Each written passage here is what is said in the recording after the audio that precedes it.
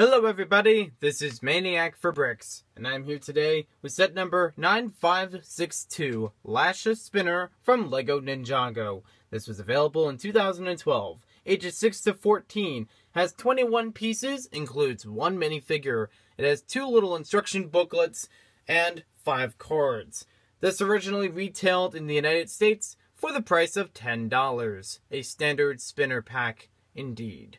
So, let's take a look at what we have in this pack, and basically, as far as the instruction booklets, there's one here, as indicated by the icon, that shows you all the rules for playing the Spinjitzu game. This is version 2, since the version 1 was in 2011, and relatively everything is the same. If you look at the instructions carefully, there's very little difference in them. The crown is one of the updates that's for this particular game, as well as using cards in specific manners, which may or may not be affected by the crown or by other objects. There are some objects that you can include underneath the spinner, but only by certain cards dictating it. The other booklet pretty much is your instructions as shown by the icon, and also advertises some of the other Ninjago sets of the time. Some of the other Ninjago sets from 2012 I have reviewed on my channel, as well as other spinners, so you can check that out in the link somewhere around the page, or maybe at the end of the video. Now we'll take a look at the cards themselves. These are the cards included with Lasha. So here we have the character card, where we have mostly, well-balanced stats, although they are very much on the low side. Except he does have a little bit more with lightning. Next up we have Close Call, which is an earth move and only takes 100. So, by the way, all of the cards available in here are able to use right out of the pack with Lasha. So you don't have to worry about substituting them with other characters. Sometimes you do, but they're good as is right now. Basically says, if your character falls, respin from where the spinner stops. Hit fallen character to avoid losing. So if you fall a second time, you're out for good. This one requires the use of a gold card, or maybe it requires looks like it requires the crown. Yeah, that's why they show it there. Keep face up, discard if crown is removed. Opponent needs SP 100 more to play every card. So any of their elements, they need 100 more. Now, this one is also available to use with him, but you have to have all those stats for your character. You can use these cards with other characters in the Ninjago Spinjitzu game. Again, abilities may vary. This one is Armory. It says, both players reclaim one lost weapon. And then the last one, Toxic Venom, also requires the crown, it shows. Keep face up, discard if crown is removed. Opponent discards a face up crown card every time you win. Okay, so these are interesting for your different stats and different abilities you can use while playing the Spinjitzu game. Now we'll take a look at Lasha himself, which is, in my opinion, very generic. He is unique compared to the others of his tribe, but in my opinion, he's been seen so many times in different LEGO sets from 2012. I don't really have an attachment to him. He does look nice. I will give him credit for all the interesting printing all the way around. Even that special headgear, that's pretty nice. But overall, he's not really that appealing. I think I have at least 3 of him.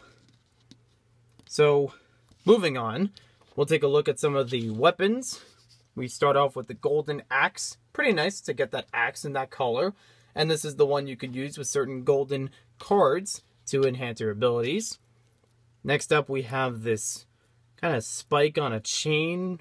That's pretty interesting. So if that's whirling around, the chain can move freely and attack the opponent.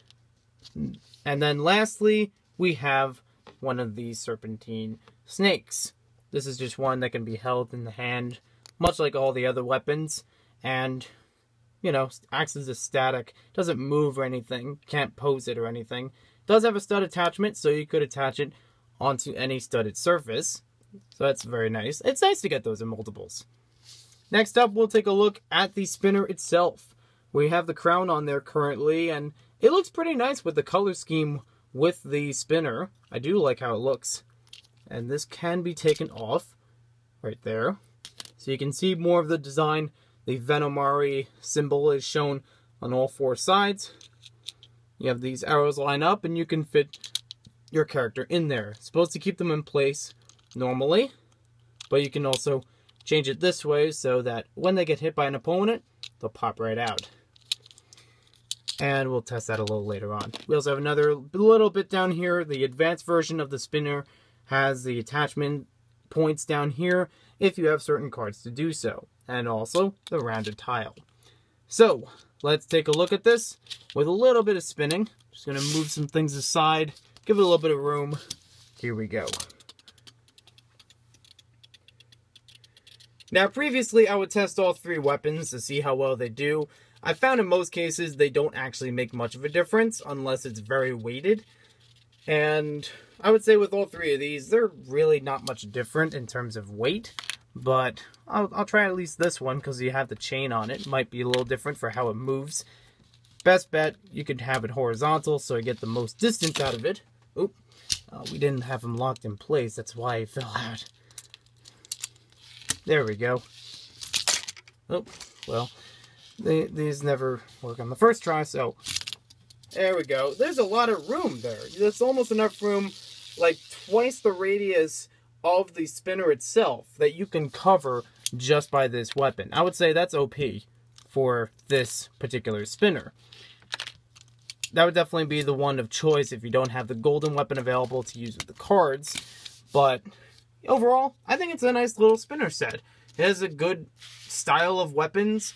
The cards seem like good strategies and definitely things you want to consider when playing against someone.